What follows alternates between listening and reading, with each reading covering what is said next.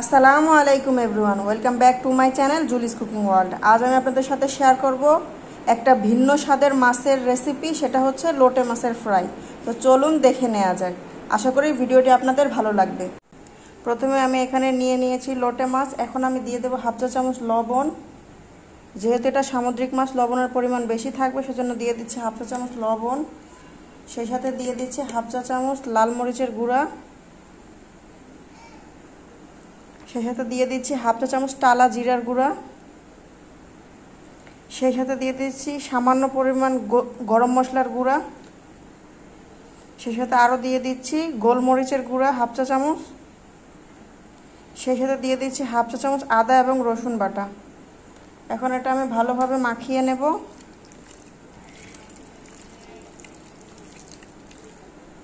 সেই সাথে দিয়ে দেব এক স্লাইস লেবুর রস। এখন এটাকে ভালোভাবে মাখিয়ে রেস্টে রেখে দেবো 10 মিনিটের জন্য। এখন এটা আমি 10 মিনিটের জন্য মাছটা কোট করার জন্য আমি এখানে নিয়ে নিয়েছি ময়দা। আর এখন দিয়ে দেব হাফ চা চামচ কালো গোলমরিচের গুঁড়া, সামান্য পরিমাণ লবণ। এখন ভালোভাবে মিশিয়ে নেব। সেই সাথে আমি এখানে নিয়ে নিয়েছি একটা ডিম, দিয়ে একটু কালো গোলমরিচের গুঁড়া, সেই সাথে দিয়ে দেব সামান্য পরিমাণ লবণ দিয়ে এটাকেও ভালোভাবে মিশিয়ে আমি সাইডে রেখে দিব। 10 মিনিট হয়ে গেছে। এখন আমি মাছগুলো কোট করব। কোট করার জন্য প্রথমে নিয়ে নেব আমি ময়দার মিশ্রণটি। প্রথমে আমি একটা মাছ নিয়ে ময়দায় কোট করে নেব। ভালোভাবে কোট করে নেওয়া হয়ে গেলে এখন আমি ডিমের মিশ্রণে চুবিয়ে নেব। এখন এটাকে আমি ডিমে চুবিয়ে নেব। এখান থেকে উঠিয়ে এখন ব্রেড ক্রাম্ব লাগিয়ে নেব।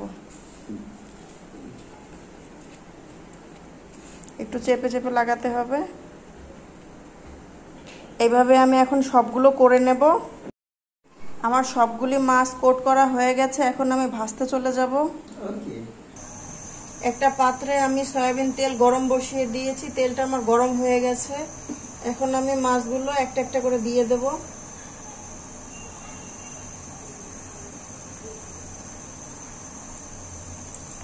যেহেতু আমার স্পেস কম, সেহেতু আমি অল্প অল্প করে দিয়ে ভেজে নেব।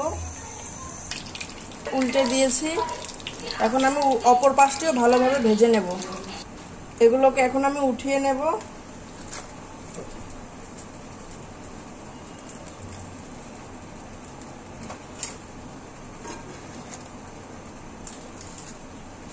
এভাবে একে একে আমি সবগুলো ভেজে ফিরে আসছি। তৈরি হয়ে গেল ভিন্ন স্বাদের লোটে মাছের ফ্রাই। আমার ভিডিওটা যদি আপনাদের ভালো লাগে একটা লাইক করে দেবেন এবং প্রিয়জনের সাথে শেয়ার করে দেবেন এবং চ্যানেলটি সাবস্ক্রাইব করে পাশে থাকবেন। সবাই ভালো থাকবেন, সুস্থ থাকবেন। আল্লাহ হাফেজ।